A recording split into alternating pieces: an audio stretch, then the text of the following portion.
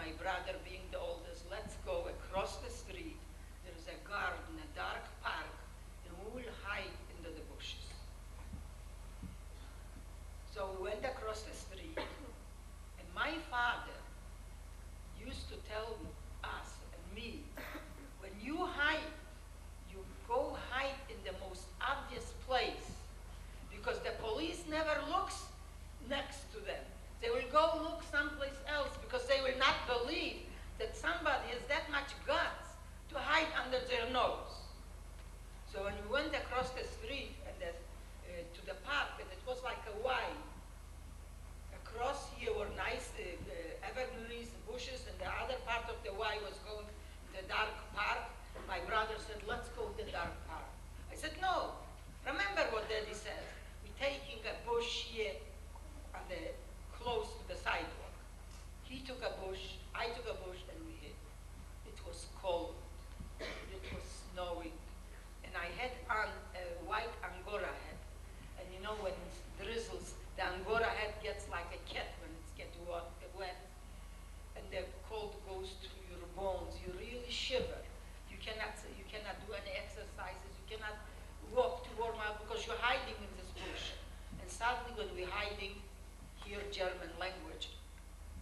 Two soldiers, which is equivalent to the MPs, you know, in the American army, they go and look for whatever.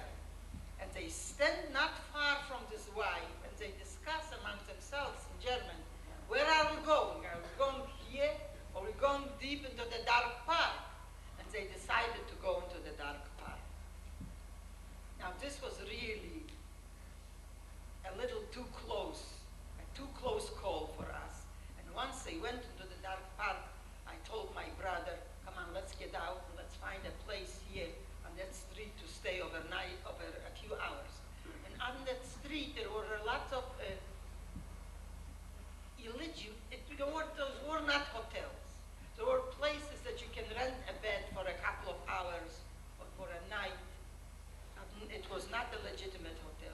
So my brother and myself were going down the street, were knocking at the windows, were asking, do you have a bed that we can rest for a few hours? Do you have a place that we can sit for a few hours? But listen, nobody wants to let us in. And and to use a Christological expression, the inn was full.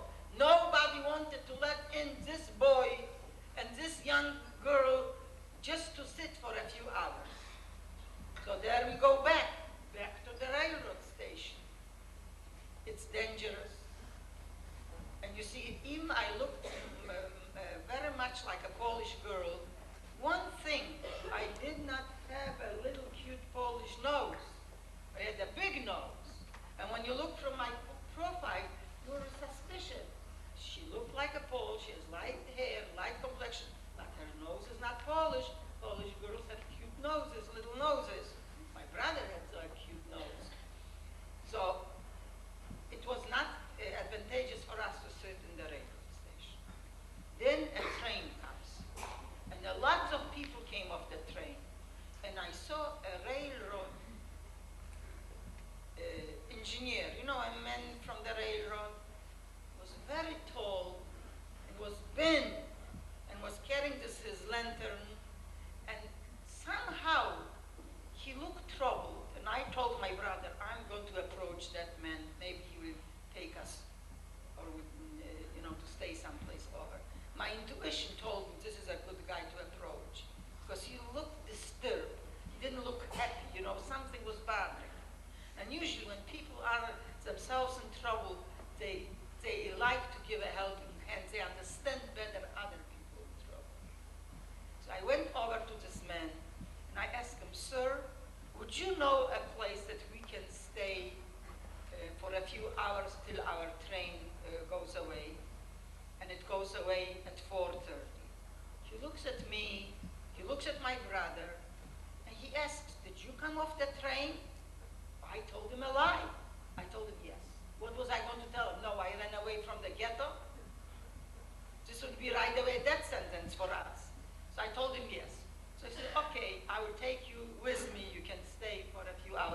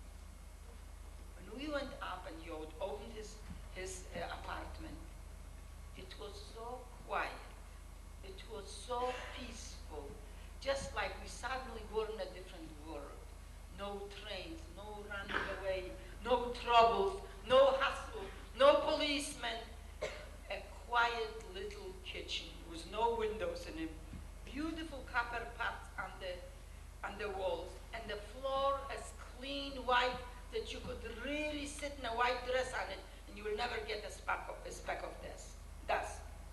And then we heard a kid crying in the next room, and this guy's wife asked him, well, who are you talking to? So he said, nothing, just go to sleep.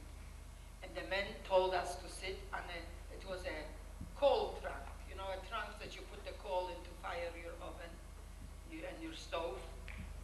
And he said, sit here, and went to the door, locked the door, put the key in his pocket, and went to his bedroom. When I saw him locking the door and taking the key, I told myself, this guy knows that we are Jewish. He's gone, he took the key because he doesn't want us to run away. He will give us away to the police. And this was very usual because the Poles did very much, they did not collaborate with Germans in political sense. They were never active in the German army.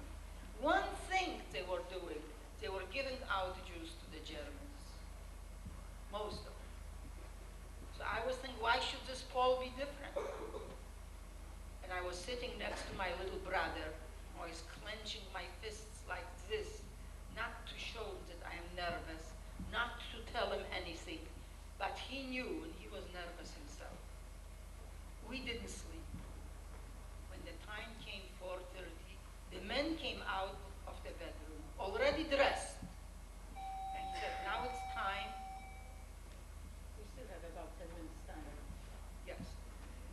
He said, we still have, he said, I will take you down. So I was thinking what I was thinking about him, that he's going to take us to the police. I told him, oh, you don't have to take us down. We will go by ourselves.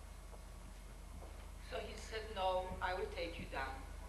And then I asked him, how much do we owe you? Because you usually pay for things like this. So he said, nothing. I don't want anything from you. And he told me like this, where you go, you will need that money more than I do. He said, listen, girl, he told me, you have guts. You, I will recognize that you are Jewish, but your brother I will never recognize. So my advice to you is, separate. Never go together, because two Jews could be recognized and one could mix in with the other population. And may God help you, and go with God, and I will take you down, because I don't want the janitor, because we had to go have the door opened from the apartment house by the janitor. I don't want the janitor to see you. Now, I will tell you, when you hear words like this in times when other human beings are not so nice to you because you're Jewish, they try to give you away, to give away a Jew, it was a reward to the person, vodka, a bottle of vodka, 5 pounds of sugar. There were different rewards that the people were getting, and there you hear a man who doesn't want anything from you and gives you good advice. And then what he told me, I am the railroad man who runs those trains to Treblinka. I see what they do to your Jewish people. Yes, with Maria, I said, I cannot take it anymore. And I cannot tell my wife either. So go with God, and God will help you. And when he told us this, I grabbed his hand. He didn't want any money from us. I kissed his hand. And why his hand in Poland, at that time, I don't know what's happening now in Europe, you don't kiss, you know, on your cheeks, you know, when you meet somebody. But a lady, there were gloves specially fabricated in Europe with the opening here in the front, that when a lady shook hand with a man, she did the hand like this, and he smacked a kiss on her hand. So this was okay. So I kissed his hand and told him, thank you. Then we went out, my brother and myself. And when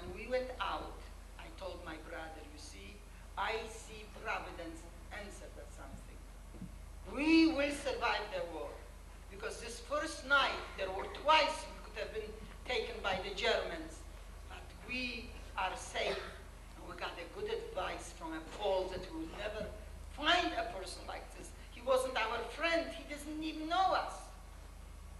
So I said, this is a sign from God that we will have tough times, but we will survive. And survive we did. And I followed my father's advice. My father's advice said, the best place to hide is in the mouth of the wolf. What this actually means, under the nose of your enemy, watch out not to be devoured. And how did I do it?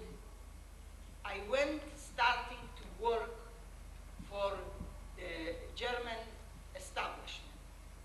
I was doing the worst dirty jobs that a girl from a good middle-class family with education in Europe would never do it. I cleaned toilets in a hospital. I cleaned stairs. I cleaned windows and doors. I dug ditches for the tanks, for the Germans, because they did catch Polish people to dig ditches. And on the end, I wind up a job when I was working in one of the places in the kitchen, scrubbing potatoes. And when I'm talking scrubbing potatoes, we eat here one potato, big deal. A dish full of potatoes, tons of potatoes I was scrubbing and washing and carrying those heavy kettles. I found that one man who was working in the kitchen told me, 5 minutes, okay, that the commandant, meaning the chief of their SS outfit, brings his wife down to Krakow, where I was living at that time, and he was looking for a nice Polish girl that doesn't smoke, doesn't cuss, and doesn't drink, and doesn't fool around with the soldiers. That they want him to take her in the house to be a nanny to their child that is going to be born there. And I was the girl that I went, prepared the apartment house for his wife, the apartment, cleaned, put flowers in it, everything. And when his wife came, I was cleaning and working in her house. I spoke perfect German. And when the child was born, before it was born, I was sent on a special course to learn how to take care of an infant, to make this formula, because they didn't have ready formulas. You have to make it from oats and different things, how to diaper the kid and how to give him a bath. This I was taken, and I was sitting on a course with German women who were expecting children. Only my boss's wife was so high up that she didn't have to go to it because she had me, a nanny, a maid, to take the course for her. So I sat at the course, and I lived in those SS officers' house for 2 years, 2.5 years, till the Russian army came to Krakow and liberated Krakow. And that's how I was liberated. And I will tell you that all the trouble started during the war. I put on blinders, and I knew I have to survive. But there is a whole story. There are many more stories in the book that I write, how I survived, what I went through, how I finally met up again my husband and my brother, and we came to the United States in 1951. And just as a mother, I will brag a few things. My kids grew up in South Bend. They took honors in English, because I told them, language is #1, important. You come from an immigrant family, you must learn English, and good English. So they took honors in English. They went to Ivy League schools, I don't know, the colleges, to Yale, to Princeton, to University of Michigan, from this immigrant family that we came here to South Bend, and we were really charity cases when we came. So we started a new family, and I'm very proud of him. One of my sons is a researcher in medicine in Pittsburgh. One of my daughters is a psychiatric social worker, and she works with people with substance abuse, that use drugs or alcohol. And one of my sons is a financial banker in New York. So I thought that America was very good to us. It was like a mother. It gave us a second chance, and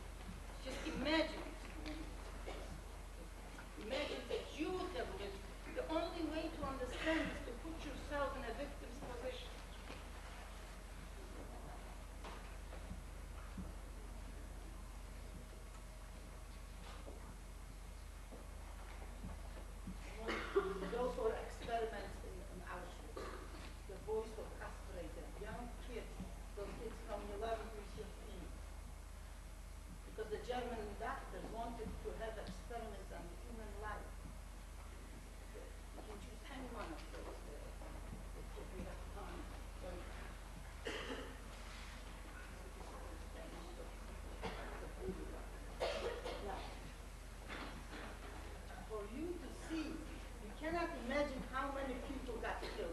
But look, the Germans were very orderly people.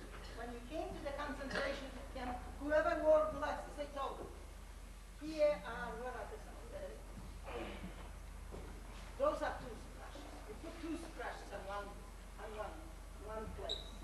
And toothbrushes like this.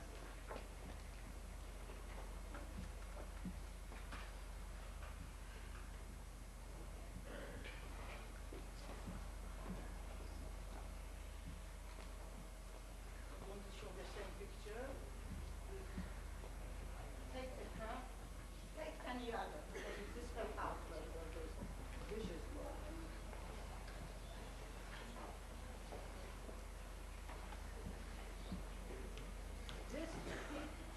This, how thin my husband was when he was liberated from the camp. You can see a skeleton just with skin on. Okay? You have time for anything else? Okay. So see, when you just see those things, I want you to see what one thing can do to the other. Okay? And that we have to watch out for, to discriminate. Okay. Thank you, Meyer and Rosar, for coming. Thank you for surviving. As students, we must work that this kind of thing never happens again, no matter whether it's to Jews, to blacks, or to people that are different from us. We'd like you now to quietly return to your third period class. My third period class, please stay here.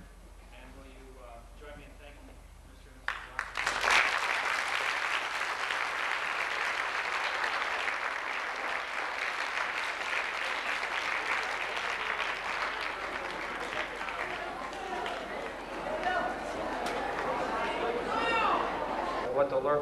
That the world looks too lightly on murder. Scant hope seen for victims. Refugee conference gives impression that help is severely limited. Christians appeal for help. What part of the world do you think these headlines are from? Yes? No? Yes? No? Yes? No? Yes? Yugoslavia. That's a very good guess. Actually, although these headlines could apply to Yugoslavia, they apply to what was happening in Europe 50 years ago in the 1940s. Today we are again faced with a similar situation, extermination in Europe. The tribal nations of Europe have again engaged in extermination. On the one hand, we have our American President, George Washington, who said to avoid costly foreign entanglements. On the other hand, we have the lesson of World War II that if we wait too long, many thousands will die. This month also marks the 50th anniversary of the Warsaw Ghetto in Poland, the uprising of the Jews who were being persecuted by the Nazis. And on May 8, 1943, just 50 years ago this month, German forces exterminated the remaining fighters in the Warsaw Ghetto. So today's headlines are as real as they were 50 years ago. We cannot ignore the problems in Europe. We cannot wait. 50 years ago in Europe, nations generally ignored the problem as they do today. 50 years ago, Croatians collaborated with the Nazis to exterminate the Jews and the Muslims and the Gypsies. From the 14th century to the 19th century, the Muslims controlled that part of Yugoslavia and did much the same thing. Today, the Serbians are in power, and they are slaughtering Muslims and Croatians.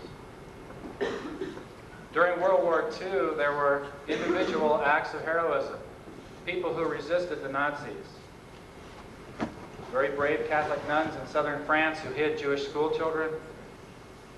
Dietrich Bonhoeffer, who participated in the plot to kill Adolf Hitler. He was a Lutheran pastor and was hanged by the Nazis prior to the end of the war. The nation of Denmark and Belgium also resisted the Nazis actively by helping to hide their Jews, and also the nation of Denmark put them on boats, and brought them safely to Sweden. We have a very special speaker, Mr. Czar, who survived that period of time, to come speak with us today. Before he comes, I'd like to remember the words of Martin Niemöller. He was a U-boat commander during World War I. U-boat is a German submarine. He was given the Iron Cross in 1917 for his services. Hitler ordered his arrest on July 1st, 1937, and he was rearrested later. He spent 7 years in Dachau before being liberated by the Allies. On the night of his death in 1984, John Chancellor of NBC News read the following thoughts that Martin Niemöller had written 40 years prior to this. When they came for the Jews, I didn't speak up. I didn't say anything because I wasn't a Jew. When they came for the gypsies, I didn't say anything because I wasn't a gypsy. When they came for the trade unionists, I didn't say anything because I wasn't a trade unionist. When they came for the communists, I didn't say anything because I wasn't a communist. When they came for the Catholics, I didn't speak up. I didn't say anything because I wasn't a Catholic. When they came for me, no one said anything. There was no one left to speak up for me. This is a book written by Mr. Czar's wife, Rose Czar. It's available in our library. It's about her experience as a maid for a Nazi SS officer in Poland during World War II. Mr. Czar was a prisoner in Buchenwald, Silben, and Theresienstadt concentration camps. He and Rose were married in 1945. They helped smuggle 135 Jewish school children out of Soviet-occupied Poland before settling in Germany in the American zone. For the next 5 years, they served as head educators in the home for Jewish refugee children in Lindenfels. They came to the United States in 1951 and have since lived in South Bend. They have 3 children and 2 very lovely grandchildren. Will you join me in welcoming Mr. Rose Czar?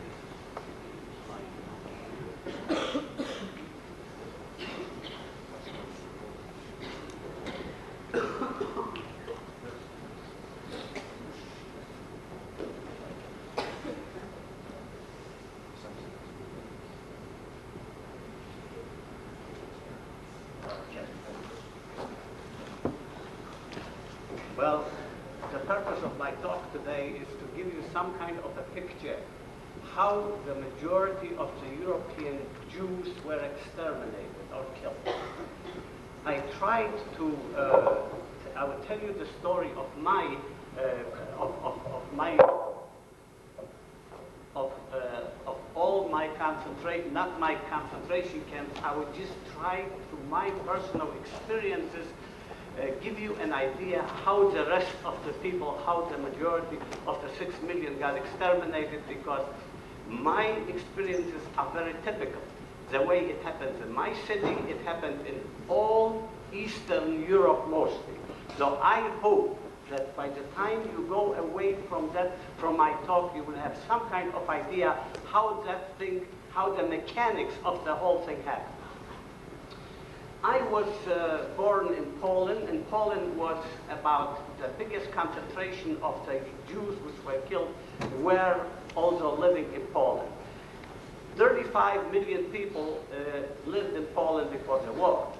3.5 million of them were Jews. And this was about 10%.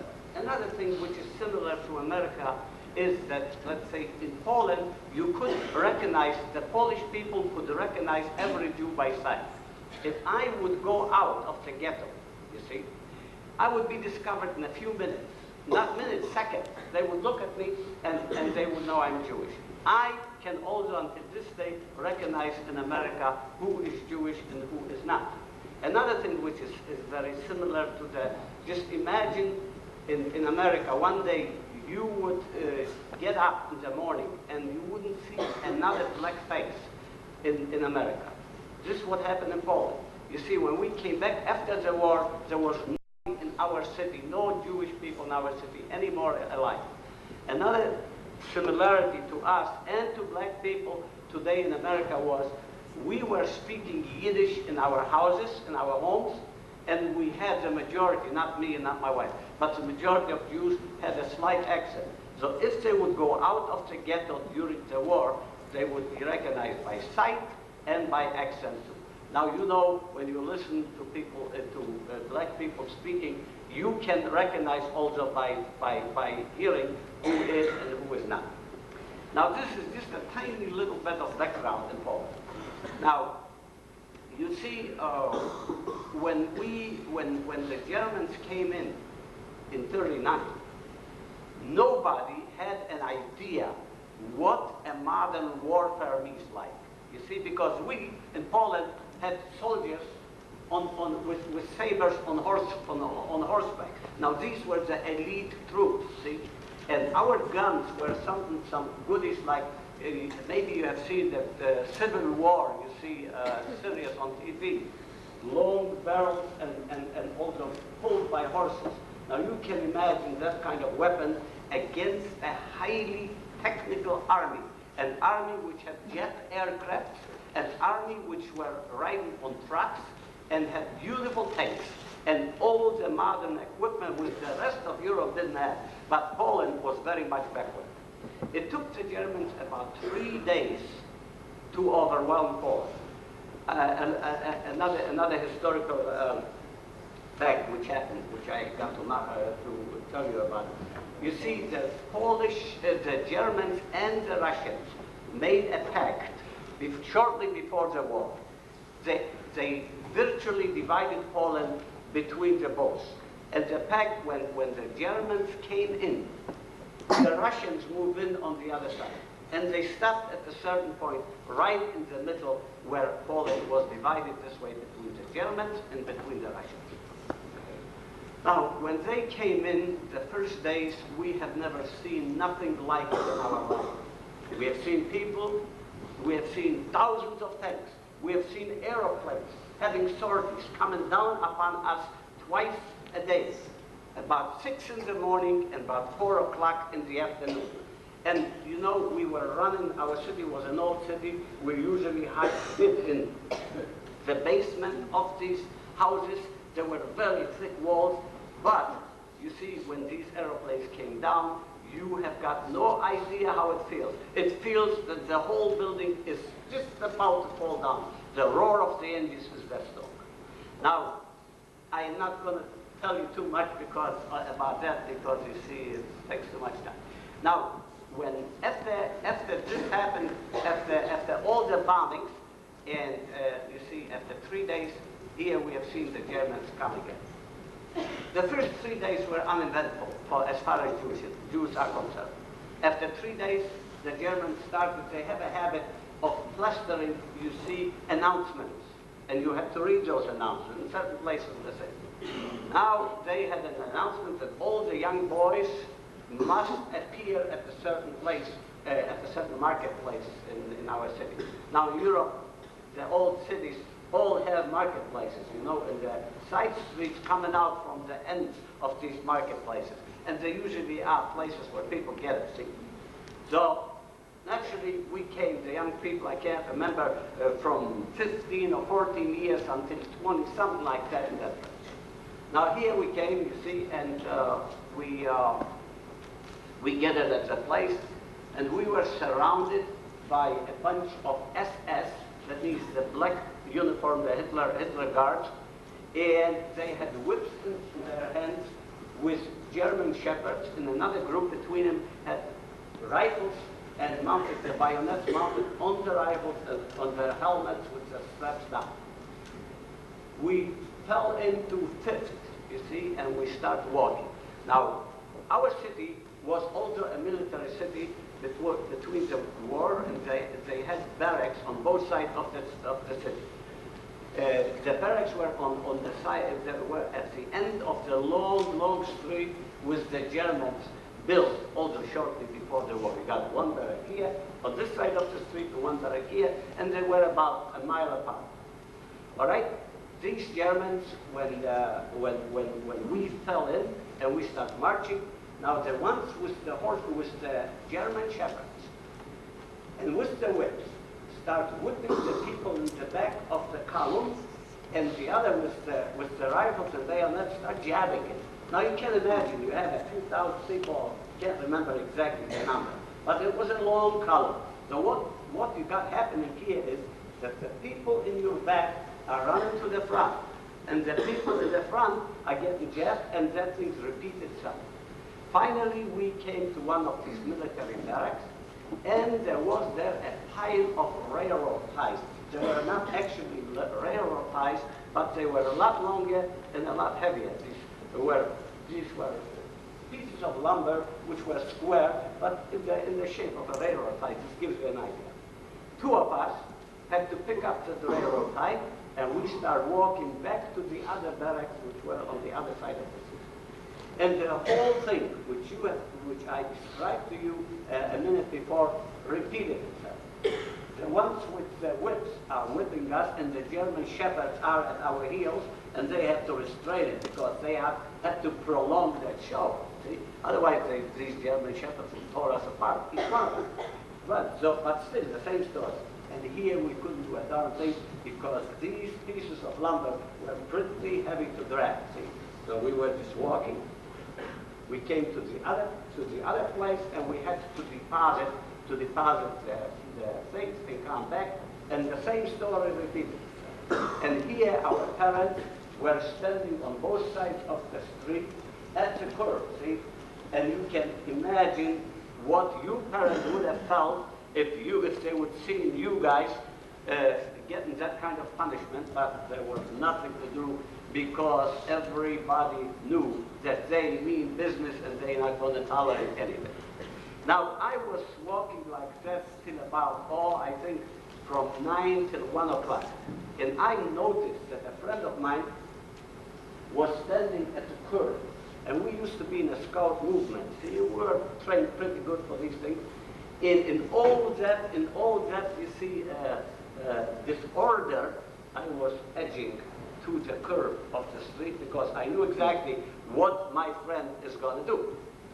And as I came to the curb close enough, he just pulled me in, and this was the end of my day. Now, this was a prophecy of things to come. After this, in about 3 days after that, our ghetto was closed, which means, you see, Jews in Poland usually lived at certain places since hundreds of years. But here what happened is they made within the Jewish ghetto, the old type ghetto, which was not a closed ghetto because we were free to go. It was not an imposed ghetto. We lived there because all our institutions were there. Our papers were there, newspapers were there, our schools were there, everything. That's why we lived together over there. Now, they made that ghetto not half, but less than half, you see. Within 2 days, we had to be within that ghetto. Now imagine, all of you, if you had to get out of your houses in 2 days, and you cannot take nothing but suitcases. So you see, right away, you were displaced from your houses, and another thing. When you close so hermetically up an area, all your places of employment disappear. Right away, big hunger, no doctors, no any sanitary facilities, because Poland was a country where you didn't have basically running water. You have your garbage right in the corner of a big courtyard, see? Now you can imagine how all these things multiply. Within 2 weeks, people start starving. The people who had a little bit of money could smuggle out or could have friends and they could barter for something. But the majority of people did not have any money and they could not barter anything. We got a Neger ration, one slice of bread, and what they called coffee was some kind of brew. I don't know what it was made of. And this was the ration, see. Right away, within weeks, you have seen an epidemic of typhus. You have seen children, little children, starting to blow up, swelling up from hunger, and you've seen people just dropping in the streets. Okay? So you see, this was going on quite a while because there was nothing you could do because that ghetto was surrounded with barbed wires. You had Ukrainian guards, you had also German guards and Polish guards. Anytime you tried to get out of there, you got killed without any, within a second you got killed. So you see, this was the start of our experiences again. Now, this was the first stage of what happened, of ghettoization. Now here, this was not enough because you see, they wanted only to clear the surrounding area of our city from the Jews, and they brought them in, and you can imagine again how that aggravates, because they tried to clean out all the Poland. They tried to clean Poland out of all the Jews which lived there for future deportation and extermination. Now, when that happened, you see, again, they would catch everybody to work, every young people to work. This was going on constantly, you see. And hungry or no hungry, you have to go. Another thing is when they got the other people from the area, from the surrounding area, into the ghettos, there was just no place where to put it. But we had a beautiful old synagogue, see? And all these people were put in that synagogue. Now that synagogue, usually in every synagogue, until also in America, we had big scrolls. That means the Bible, the Old Testament, written on parchment. And these were scrolls. This was a very ancient custom to write them on vellum, that means on skin, see? What they did with these, and they were very beautiful, usually dressed. They had mantles on them, and they had silver breastplates and all. What the Germans did, they took all these Torahs. They were very expensive, and they were 500 years old. See? They threw it in front of the synagogue, and it was already fall. It was rainy, and it was completely, you see, you know how you throw them into the dirt. And the Torahs were laying there. And a few people in the ghetto tried to, they just couldn't see these Torahs, these old scriptures, the rolls, laying there in the dirt. And a German guard was on guard over there at daytime, but not at night. So when that guard was away, a bunch of young people took the scrolls and actually stole the scrolls, and they hid it. The guard came in the morning, you see, and the first thing they did is they took 100 people out of the synagogue as hostages. Then they got the people who did it. Then they imposed what they called a contribution or on the whole ghetto. A contribution meant that within 3 days, the ghetto had to supply a big amount in gold, in dollars, I mean in Poland in dollars, because they didn't want to take Polish money, it was worth much. A lot of gold, a lot of jewels, and anything, and I think first, naturally, the whole, what they call a contribution, was designed not to be able to fulfill, because nobody could get that much gold, that much money, and so on and so on. So after 3 days, naturally, the contribution wasn't fulfilled, they didn't get the money. They took those 100 hostages, which they took to start of the contribution, and they marched them behind our city. There were woods not far away from our city. They marched them there.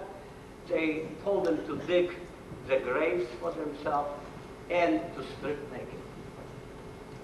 They mowed them all down, you see. And when they covered them up.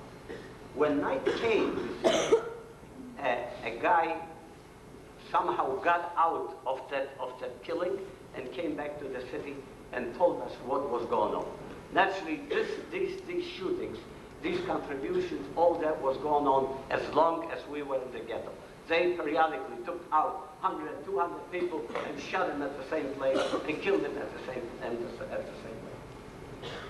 Now, again, the situation in the ghetto was worse and worse and worse every day, and you know, the sicknesses, the hunger, all that, the death, and so on. One day, another announcement, another German announcement was posted, and a bunch of people had to come to the same marketplace, and this time we had to, they told us that we are going to go to the new German and Russian border. You know, I told you they divided Poland in two parts, for one the German and one the Russian, and we had to dig, we would go there and dig trenches, anti-tank trenches from the Russians. Now you can imagine the Russians had hundreds of miles, and here they would just go with their tanks, if they had to go, they would just go with their tanks through the places where we dig the anti-tank ditches, which was completely silly, because it was only a place for us to persecute us. Now, when we came, again, our parents knew that it's not going to be a picnic, so they gave us whatever they could give us. And I had a sheep coat, a leather sheep coat, which was very warm. I took that. I had also a little crate of food and another crate of clothing. Okay? They loaded us on trays, and we came to a concentration camp in the east of Poland, close to the border, but not on that border. Now, when we came there, you see, the German again, like I told you, with those German SS with whips in their hands, the rifles, the bayonets fixed on the rifle, and they start yelling, out, out, out, rouse, rouse, rouse, see? And they start beating us like crazy, okay? We went out, and here a lot of people have those, you know, as I described the suitcases, I had those two, that one crate and one suitcase, and they started dragging us out to the city, beating us all the time, and also the dogs on our heels. A lot of you can imagine that people threw away all they had to see, and I threw away one of those little crates, the crates in which were food, because it was heavy, and it was also terrible. I mean, you couldn't run like that and carry their food. Finally, we came to a place which was a concentration camp place, you see, and all we had to do, they usually had a system, see, over there in East Poland. All the buildings, they would locate us in an attic, see, this is the attic, and we would put our stuff right across, right along these things, and the wall, the attic was open on both sides. There was also a ladder to go down into the courtyard, see. So once we came there, they would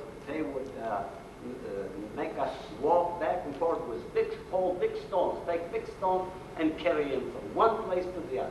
Okay, we carried those stones till about 9 o'clock, and we were all tired from the journey. We didn't eat anything, and we were just like I told you, we were laying, we just fell down, and each one was like a rock. We just fell down. Here I woke up in the morning, and all of a sudden, I take a look. There is no living soul in that place. There is just no living soul in the place. I thought if they catch me now, and they would, because they're going to come in, they'd kill me. But I just took my knapsack, I took my suitcase, and started looking what it is. Luckily for me, nobody was on top. Luckily for me, I could see the party which I came with from our city start moving up. And I was lucky that the guards didn't look. I went down and joined my party, and I was again home free. Again, they loaded us from here on another train, and we came after half a day of ride. We came to the place which was going to be our permanent place for the time being. Now you see, when we came again, the story is we were located in an attic again with the same story. You see, and we put our knapsacks and our belongings, whatever we had, right in the corner where the roof came down to the floor, the dirt floor. Okay, and from there we went to work, and it was right on the new Russian-German border. We seen the Russian guards walking back and forth, and they also had big dogs, you know, back and forth. Now we start. They put us in 3 rows, and we start digging from on 1 row, 2nd row, 3rd row. What eventually came into being was a kind of, you see, when we straightened it out, it was a big heap of dirt here and a big hole here. It was an anti-tank ditch, you know, finally. I mean, when we got done with it. But you see, here I came to work. That's all of us every day. And one day, you see, I took my sheepcoat with me because it was already getting cold at night. See? And the sheepcoat was very good to cover yourself up. Now, one day, we worked very hard, and they were looking at us like crazy. So you see, one day, I took a look, and the sheepcoat was going. Naturally, there wasn't a darn thing I could do. I couldn't tell the assessment, go and investigate, you know, what happened into that sheepcoat. You see, okay, I would go home, and I would sleep without the sheepcoat, and it was cold, all right? And this was going on, and you see what they did is, well, let me back up. So one day I came to work, and I see an assessment, that means our officer, they were looking at me. One was looking at me. Finally, I didn't feel too good about it, but I couldn't do much about it either. And he motioned to me, come here, see. I came. Now there was, since we were working in a wooded area, you see there was a trunk cut down, a tree cut down, and he told me to put my head on that trunk of the tree. One of them, you see, put his foot on my back, and he, 2 others came back, and came to me, and they tore 2 switches of the trees, and they started alternately to beat me. I mean, awful. Now, all that pain, during all that pain, all I tried to do is psych myself up, not to feel that much pain. And because I knew once they are done with me, either I am going to be dead, or I'm going to have to come back to work right away. You understand? So finally they stopped, and I just didn't count the blows. And I went back to work right away. Now by the way, when I came home, 3 weeks after that, my back was a sheet of red and blue blood. When my parents and my wife, which was my girlfriend at the time, looked at me, now this was a sight to see. You can imagine if your parents would look at your back, which is completely bloody, and you have your hair shortened, and you look like a skeleton. But, you see, that's how it was. And here I start thinking how to get out of that work. If there's a way how I can get out of it. Anyway, you see,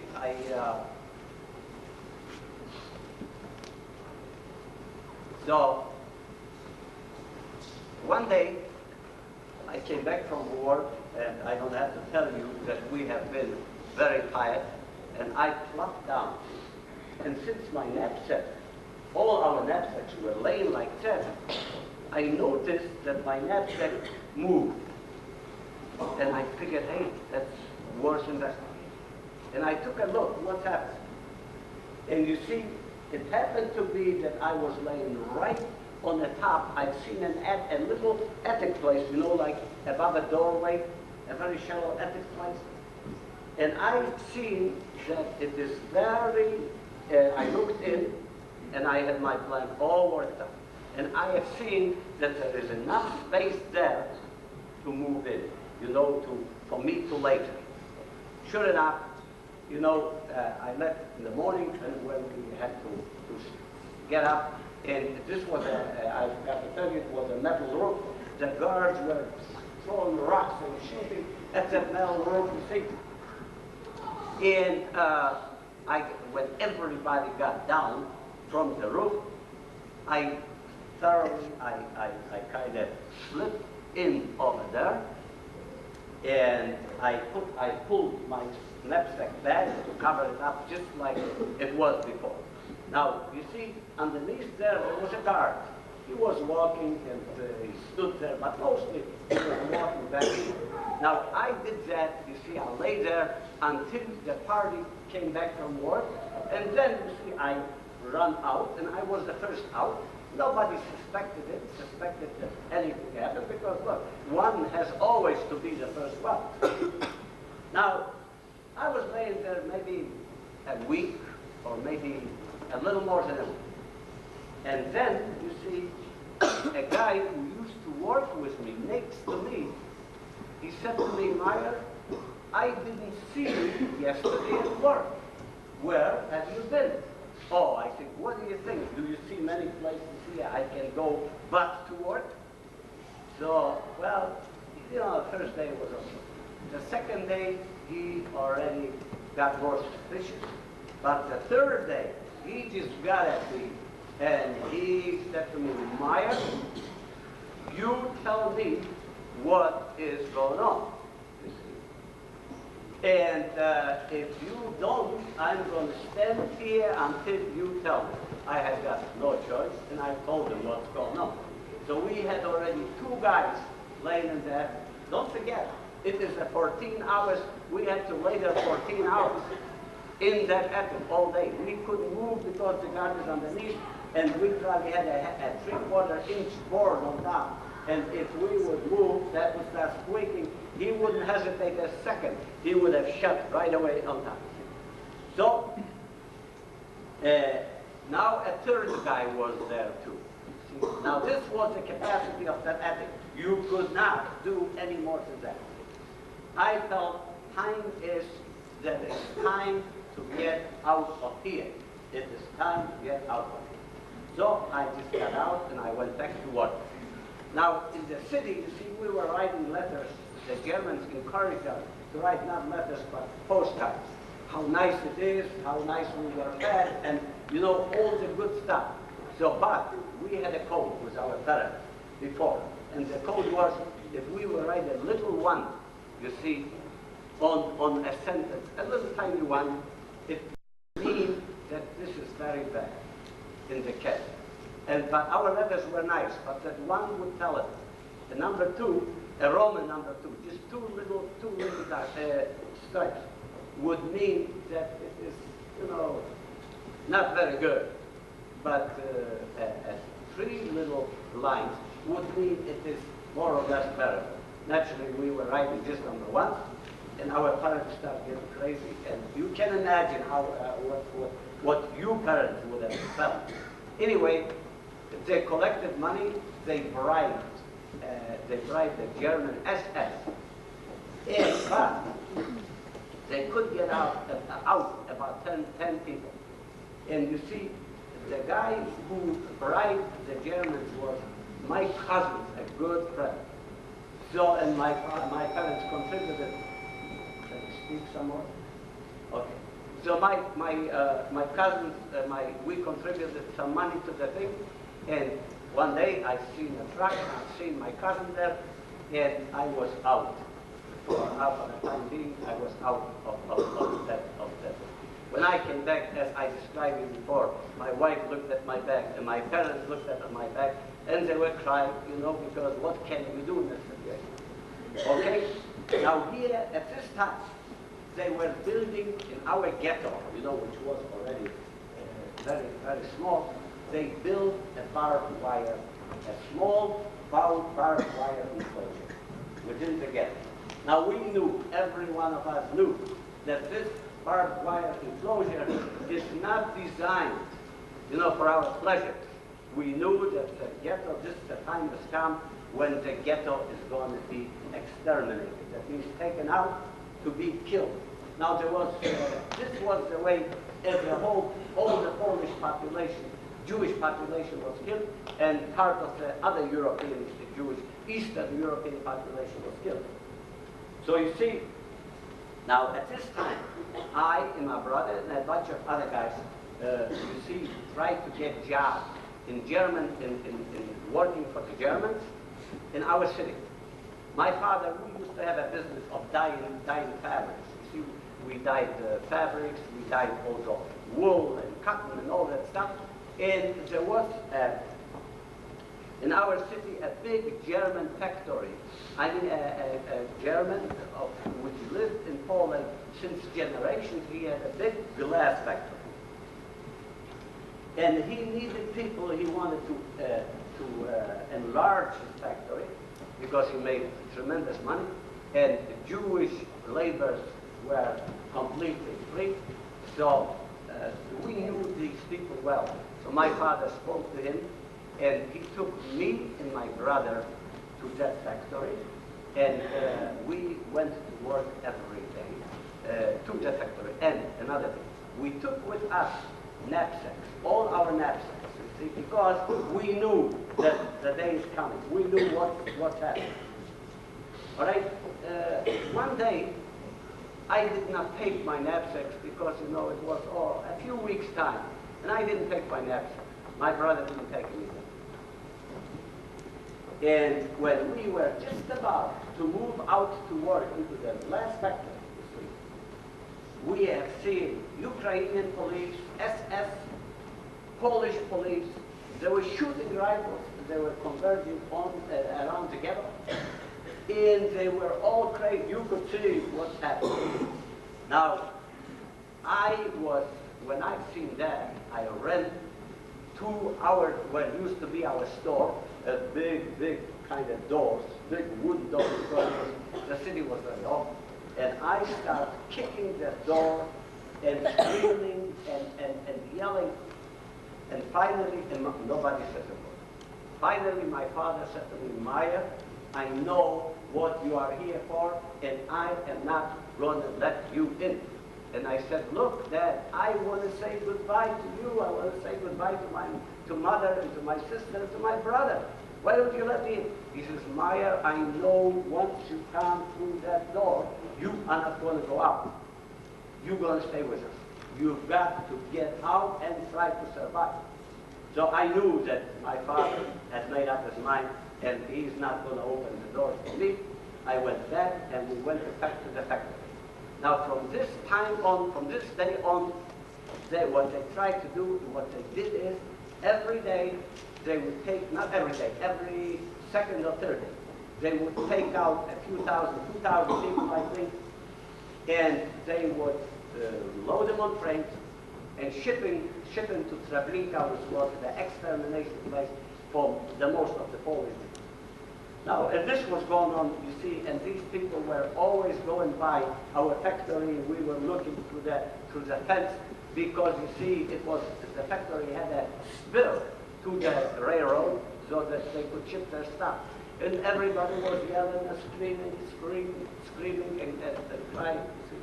But this was going on every second, every third day. They had a transport going, and they were going by because there were the railroad tracks were. One day, you see, after work, I see a few maybe 10 boys, you see, small boys, about 12 years old. And one of them was my brother. And what happened is, once these were, you know, once they were taking the Jews out to load them on the trains, my father had another idea. You see, since I left my rucksack, my brother left his rucksack. You see, my little brother took, my father told my little brother to take these rucksacks, one in the back, one in the front, and he also took my work cart. Once they were staying in the lines to be shipped, you know, to the trains. The people from the factories, or from the local concentration camp would come and pick their people up. And since my brother had the car, you see, the working car, they picked them and brought them to our factory. Naturally, when the kids came to the factory, they knew right away these are not the workers because they knew. Anyway, my brother was there, and my brother told us how the whole procedure took place. How the old people were killed and driven to the train, and if they couldn't walk, they were just killed right there, flat, and how the ghetto was, how they were, you see, how the whole thing was getting on.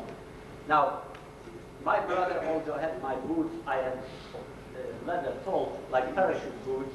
Naturally, he put them on, and after a few days, you see, they took all these kids, and when a transport came close to the factory, the transport stopped, and they load these small kids on the transport.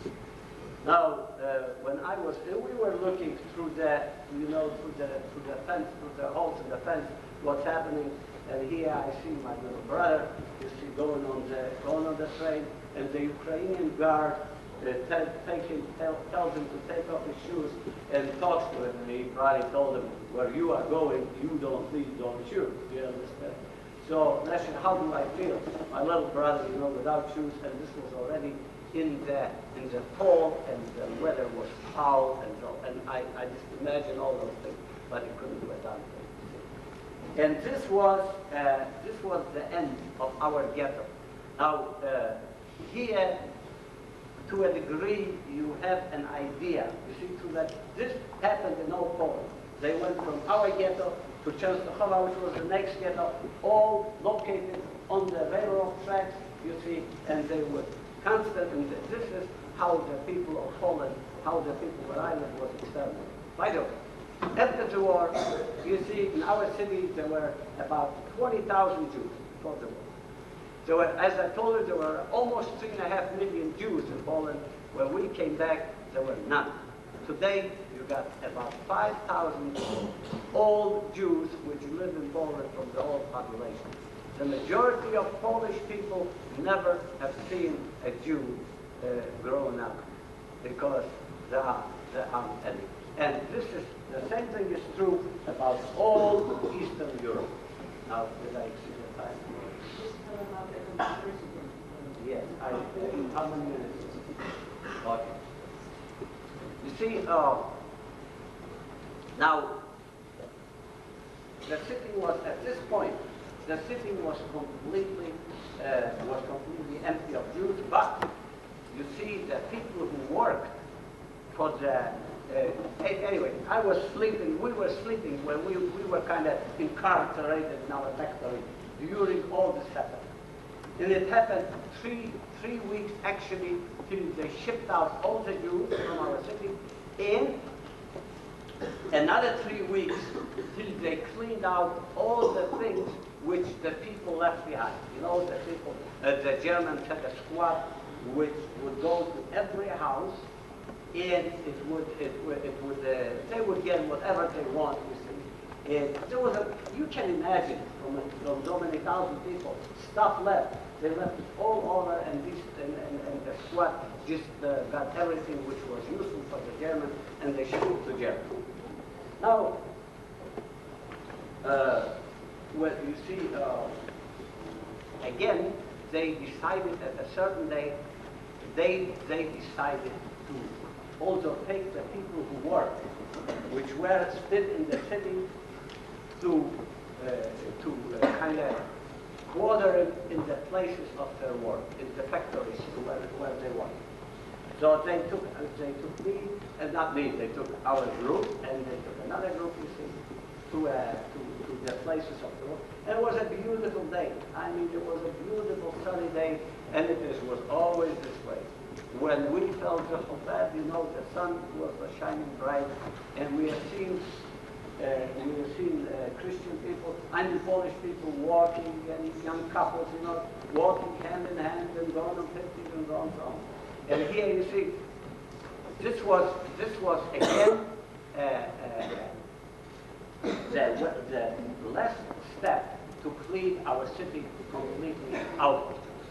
From there, you see, they sent me, not me, they sent us. They cleaned out all the people one day.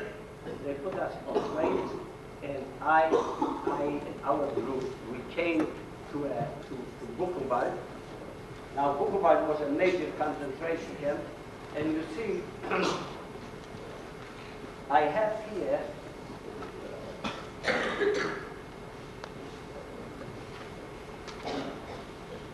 oh, I gave it to you.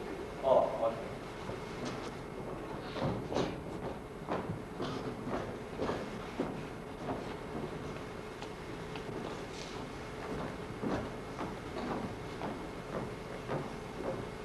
See, and they sent us to Buchenwald. Now here is the documentation after the war. You see, I read in the paper that the Americans seized all the documentation